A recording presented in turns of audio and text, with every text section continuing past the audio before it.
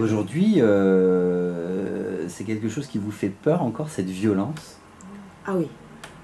Oui, oui. On sent qu'elle résonne dans notre monde contemporain et que... Bah, j'ai l'impression qu'elle est là tous les jours. Ouais, ouais. Ah bon? Enfin, en tout cas, enfin, je veux dire, Et elle l'est, je taquine Léa. le racisme, l'antisémitisme, enfin, toutes ces choses-là, elles sont là tout le temps. Ouais.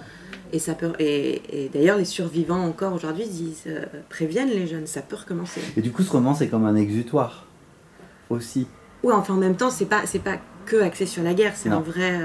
Non, alors voilà, après, c'est une vraie histoire d'amour filial entre ce vieil homme et cette jeune femme. Ouais. C'est important d'insister là-dessus parce que pour le moment, on a très peu de romans sur ça, sur ce thème-là, l'amour filial. Vous parlez de la transmission, de l'importance de la transmission, de la mémoire. Oui. Bah, ce vieil homme aime particulièrement la France. Je trouve que c'est... Enfin voilà, on peut aimer la France sans être nationaliste, refermé sur soi. Au contraire, on peut aimer son pays et vouloir qu'il s'ouvre aux autres et qu'il soit une terre d'accueil. C'est ce qu'il dit d'ailleurs. Ce roman, vous, quand vous l'avez écrit, une fois qu'il était abouti, terminé, est-ce que vous aviez des doutes pour le proposer justement aux libraires, aux journalistes, aux lecteurs? Suffisamment, parce que c'est pas moi qui l'ai envoyé ici. Ah ouais. Voilà. Donc moi je l'ai envoyé nulle part. Donc c'est la belle histoire, c'est-à-dire que quelqu'un l'a fait pour vous, c'est arrivé par la poste, et un jour on c'est arrivé par... c'est la personne qui l'a envoyé avait une amie qui était traductrice ici, qui l'a lu et ensuite l'a fait lire à Elsa Lafont. Ok. Voilà. Tout ça derrière votre dos. Bah, j'étais plus ou moins au courant, mais comme je m'attendais à rien, j'ai dit bah fais, vas-y. Oui, encore une allumée. Je pensais absolument pas qu'il le prendrait. Ouais.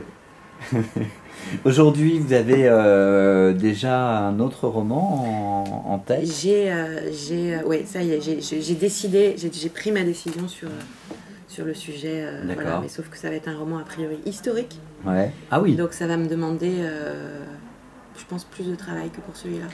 Alors, j'ai fait un grand oui d'étonnement parce qu'effectivement, on est dans notre époque avec ce livre-là. Ceci dit, il y a un fond d'histoire dedans, donc c'est pas si étonnant. J'ai fait des études d'histoire, donc j'adore ça et j'adore les romans historiques. Et puis là, le sujet sur lequel il peut totalement être contemporain. En plus. Avoir une résonance par rapport à aujourd'hui. Ouais.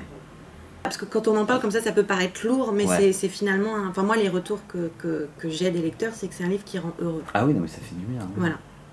C'est ce qu'a dit la journaliste du Figaro littéraire, c'était que c'était bienveillant et que c'était bien de le rappeler aussi qu'on avait le droit d'aimer la vie et de l'aimer la vie de cette manière-là. Donc c'était très flatteur. Mais moi, je trouve que vous réconciliez les générations. Ah, merci. C'est un beau compliment. Bah, moi ça me fait du bien, j'ai besoin de voir, d'entendre. Moi je le vis ça avec mes grands-parents, hein. On a un lien fort et je pense qu'on n'est pas les seuls, donc ça me paraît assez essentiel aujourd'hui. Si ça peut permettre à des jeunes qui ont encore la chance d'avoir leurs grands-parents d'aller leur poser des questions, d'aller les voir, de les faire parler... Justement, nos vieux. Le vieux qui déjeunait seul, le titre du livre, c'était assez évident, c'était de vous, ou là c'est un travail collectif? Alors, à la base, il s'appelait L'homme qui déjeunait seul. Ouais. Et ma mère l'a transformé, m'a dit le vieux ça sonne mieux, et en plus quand il y a vieux dans un titre, ça porte bonheur. D'accord. Parce qu'elle pensait au vieux qui voulait pas fêter son anniversaire, ou le vieil homme et la mère, ou le vieux qui lisait des romans d'amour. Ouais. Voilà.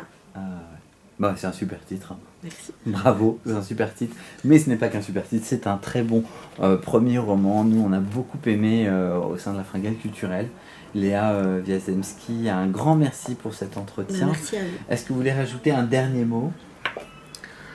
Non, je suis ravie, je suis ravie d'être là. Ravi de cette aventure, et puis vous travaillez sur le prochain. Nous, en tout cas, on suivra avec grand intérêt le deuxième roman. Un grand merci.